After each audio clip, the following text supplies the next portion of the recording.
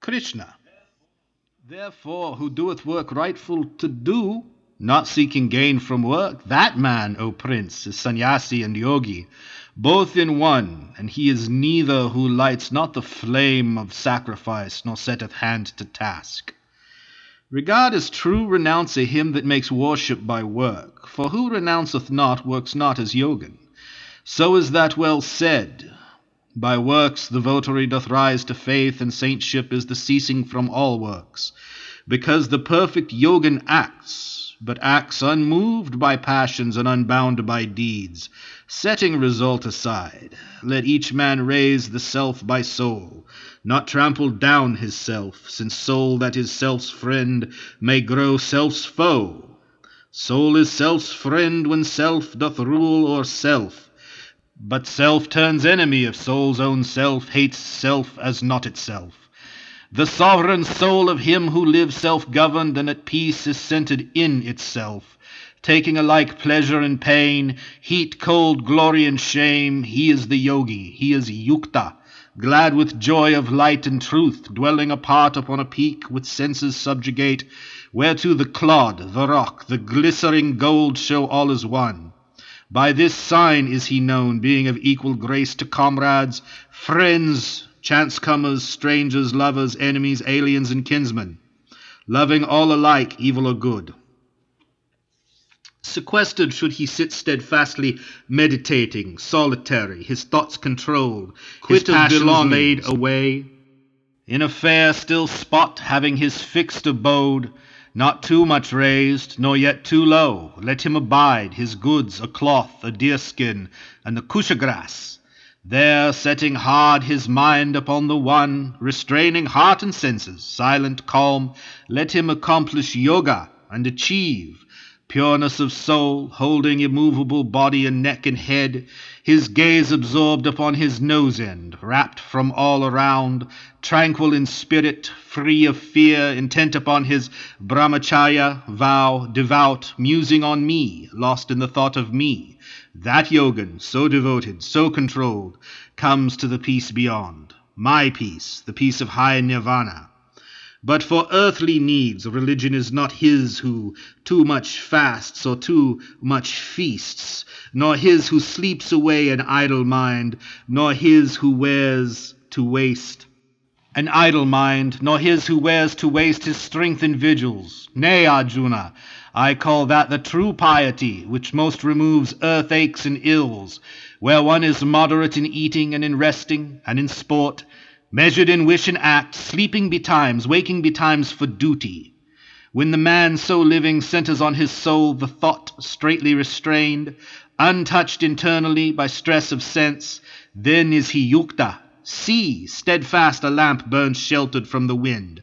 Such is the likeness of the yogi's mind, shut from sense storms and burning bright to heaven, when mind broods placid, soothed with holy want, when self contemplates self, and in itself hath comfort, when it knows the nameless joy beyond all scope of sense, revealed to soul, only to soul, and, knowing, wavers not, true to the Father truth, when, holding this, it deems no other treasure comparable, but, harboured there, cannot be stirred or shook by any gravest grief.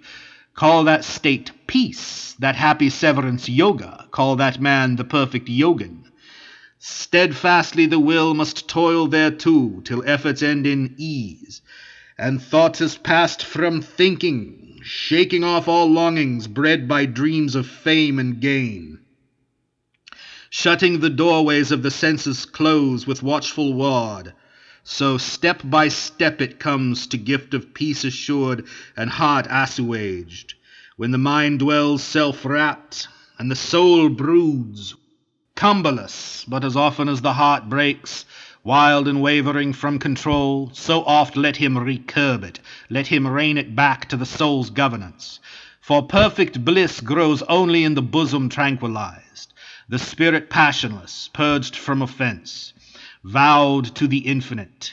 He who thus vows his soul to the supreme soul, quitting sin, passes unhindered to the endless bliss of unity with Brahma. He so vowed, so blended, sees the life-soul resident in all things living, and all living things in that life-soul contained.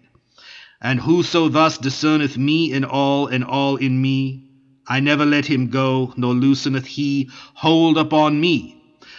But dwell he where he may, whate'er his life, in me he dwells and lives, because he knows and worships me, who dwell in all which lives, and cleaves to me in all.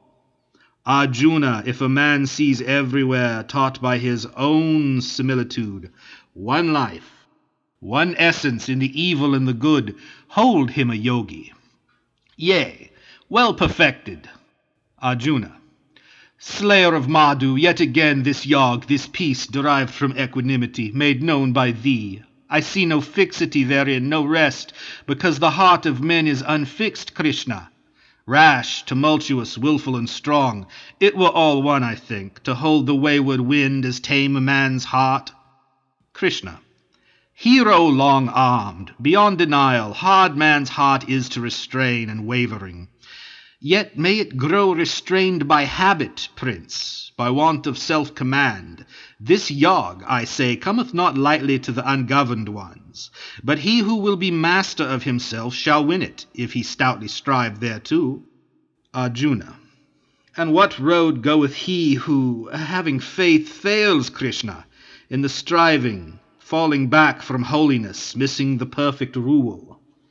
Is he not lost, straying from Brahma's light, like the vain cloud, which floats twixt earth and heaven, when lightning splits it, and it vanisheth? Fain would I hear thee answer me herein, since, Krishna, none save thou can clear the doubt.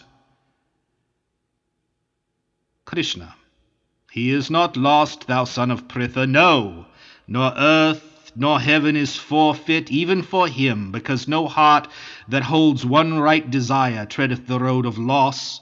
He who should fail, desiring righteousness, cometh at death unto the region of the just, dwells there measureless years, and being born anew, beginneth life again in some fair home amid the mild and happy. It may chance he doth descend into a Yogan house on virtue's breast, but that is rare. Such birth is hard to be obtained on this earth, chief. So hath he back again what heights of heart he did achieve, and so he strives anew to perfectness, with better hope, dear prince. For by the old desire he is drawn on unwittingly, and only to desire the purity of yog is to pass beyond the Sabda Brahm, the spoken Ved. But being yogi, striving strong and long, purged from transgressions, perfected by births, following on births, he plants his feet at last upon the farther path. Such as one ranks above ascetics, higher than the wise, beyond achievers of vast deeds. Be thou yogi, Arjuna, and of such believe truest and best is he who worships me, with inmost soul stayed on my mystery. Here endeth chapter 6 of the Bhagavad Gita, or the Book of Religion of Self-Restraint.